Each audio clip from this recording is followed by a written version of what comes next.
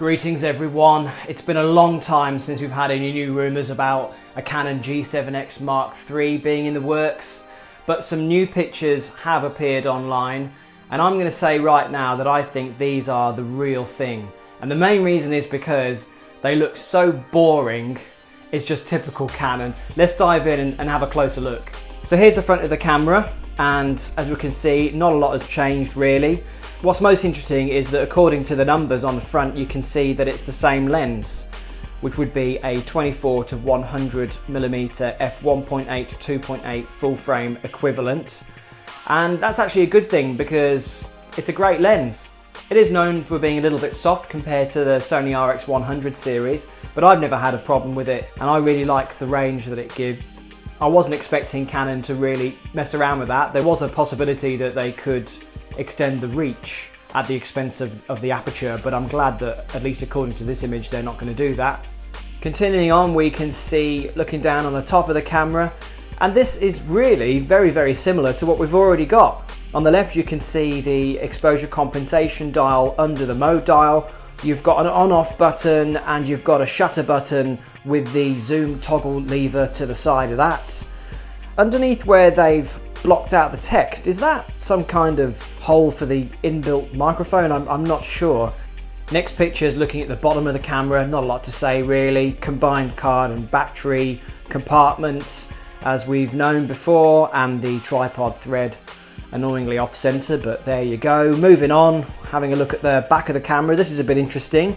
Huge screen. Maybe they've gone for a little bit bigger than the current 3-inch size. It's going to be a tilty up and down screen, which I think's fine. For a camera this size, I don't really want to have a flippy out, fully articulated screen. It makes it too big. And then the buttons are very similar to what we've already got. I'm hoping that that circular dial is going to be a little bit better than what I have got on my G7X Mark I, which I do not like the feel of at all. This next photo of the side of the camera is really interesting because we've got the manual release for the pop-up flash, but underneath that looks like it says mic, which would be really cool. I'm actually surprised to see that. I didn't think that Canon would be the first company to put an external microphone input into one of their compact cameras. This is going to be a really welcome surprise for a lot of people who have been asking for the ability to connect microphones to this camera. The only thing is though, there's no hot shoe, which is going to be the big criticism that everybody has. It's going to be controversial. Let's hope that it's in there, better than it not being there, I suppose.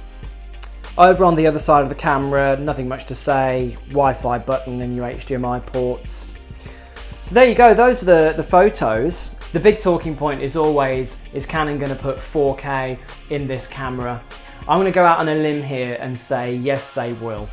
They did it with the M50, albeit with a very heavy crop. They didn't with the G1X Mark III that was released earlier in the year, but I think now that Canon have dipped their toe in that ocean and they're going to give us 4K in this camera. Even though I'd have to update my ancient computer to be able to handle those files, I would like to see 4K in this camera. Fingers crossed, hopefully they'll put it in. Will it have Canon's dual pixel autofocus?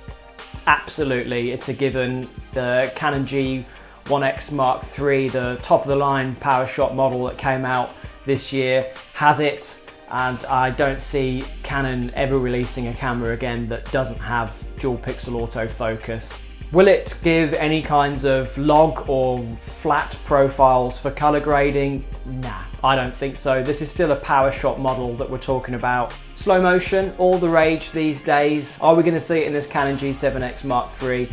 Unlikely. And unless Canon get a little bit braver than what they have been in the past and decide to push the boundaries and pioneer some more advanced features with their G7X model, which is traditionally, I think, their best seller, then they might put something in like 120 frames at 1080p, but I really wouldn't hold your breath. I think that we're just going to see the same old 1080p at 60 frames a second and the 4K hopefully at 30 frames a second. USB charging, it's increasingly common in small cameras these days. Are Canon going to put it in the G7X Mark III? I really hope so. I don't know, because in a camera like this, which isn't going to have the best battery life, to be able to have USB charging just to sort of top yourself up on the go would be a really, really nice feature. I'd be disappointed if it wasn't in there, but then I also wouldn't be shocked if Canon didn't put it in, but I think we're going to get it. Back in January 2018, I put out a video after some other photos came out which were claiming to be the Canon G7X Mark III. They turned out to be a fake. They were very beautiful renderings done by a talented designer called Breccia or Breccia. I was suspicious at the time, and I did say that I didn't really believe that those were genuine. And the reason was because the design was so gorgeous. It was such a radical departure from what has been the established Canon look. That video attracted a lot of comments. This is not real, total bullshit, and you should check your sources. Fake news, bro. This is my Canon G7X Mark I. This is the original model. And I got this camera in 2015 sometime. So I've had this camera for well over 3 years, and I must have made almost 150 videos on YouTube and elsewhere with this camera.